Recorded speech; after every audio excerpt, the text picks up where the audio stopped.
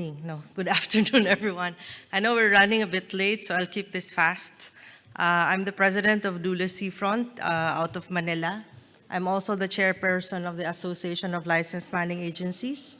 So we have about 70 member company, and we are responsible for 175,000 seafarers from the Philippines.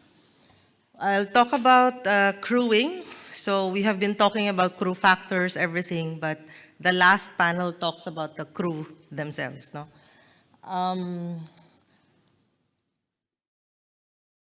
I will tie this up with the previous discussion on loss prevention. And this is a very local Manila, Philippine issue that I will deal with. And I'm sure many of you here have your own Filipino crew, so maybe we walk through this thing and with a bit of an understanding. So in the Philippines, we have 3 concerns. And our company, for example, is one of those that has been really looking at this matter. One is the issue on ambulance chasing, if you're familiar.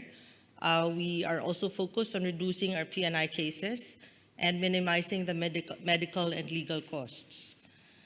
Now, on the ambulance chasing issue, this is a very Philippine issue, but it has been plaguing the clubs and the ship owners for almost 2 decades. So in this matter, we had to have a legislative strategic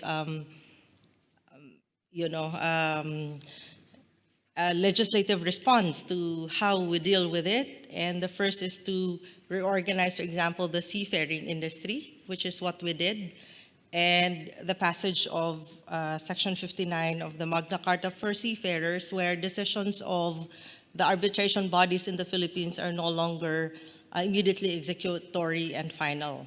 So that is one of the biggest triumphs we've had over the past year.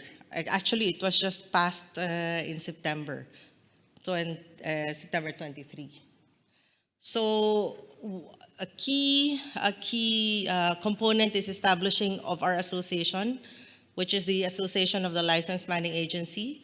And in that leadership position, we were able to really set forth the strategic agenda, answering the real problems that we have as an industry and as a as a supplier of seafarers. So that we achieved after three long years of battle. We were working closely with primarily the IMEC, and then of course the IGP&I, and then among ourselves, and also indirectly with the ICS, or the International Chamber of Shipping.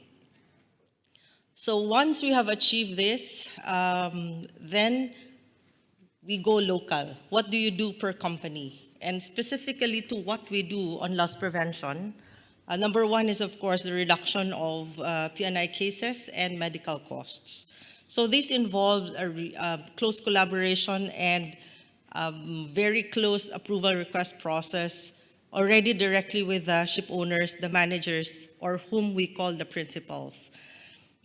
There has been experiences where this process is protracted or left to third parties, leading to delays, leading to frustration and unnecessary claims coming from the seafarers. Then the other one, which has been very effective, is to have a dedicated welfare team within the company, what we do in Döhle. We do not generalize this responsibility. Like when we had crewing people do this, they could not focus and they tend to neglect this process, which is an aggravating factor for the ill or injured seafarer that we have.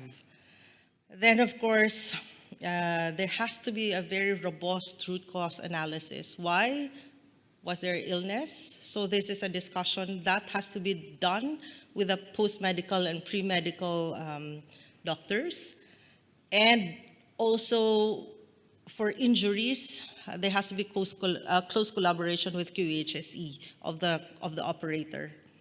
And then the continuous health monitoring and improvement. All the time we introduce means to prevent illnesses and maybe accidents, then we monitor over time if those interventions have been effective.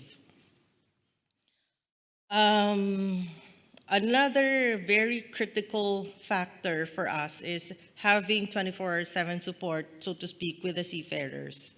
They have where they have someone to call when they are going through these experiences.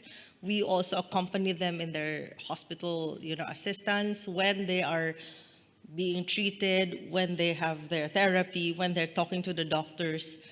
This is very important that we are there, that they know that through us as the manning agency, you, the ship owners, or our ship owners and our ship managers, whom we consider our principals, extend their level of care to the crew and is not absent in that process. So it is through us that we extend care to the seafarers and we make it felt by them. And then one of the things that we also do is before any club correspondent or post-medical clinic would refer our crew to specialists, we review them to see how they were really performing in other cases. We have asked to be part of discussions or decision-making with the clubs directly with the principal so that the communication is immediate and direct and decision-making is faster.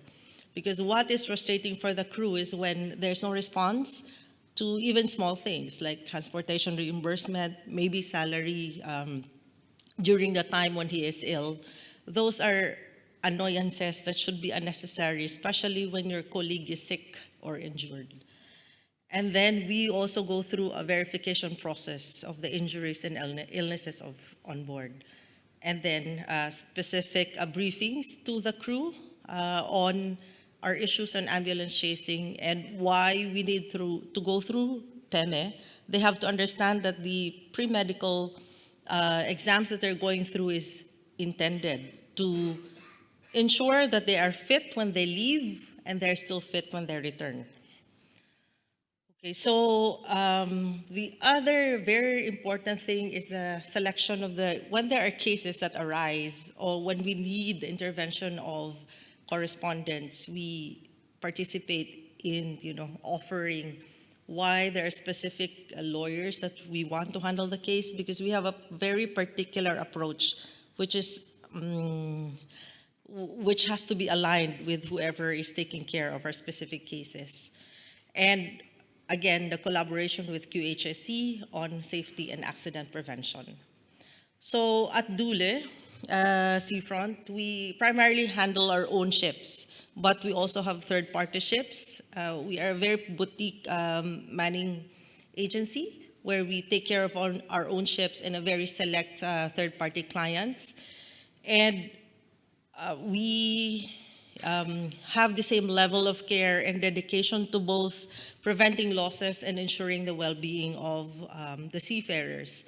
So this consistency in our approach, it reflects our commitment to the crew, which is the ship owner's asset, and thus making us really a real marine HR. So I'm keeping this very brief because I know it's it's already a long day. And with that, I thank you for taking the time to listen.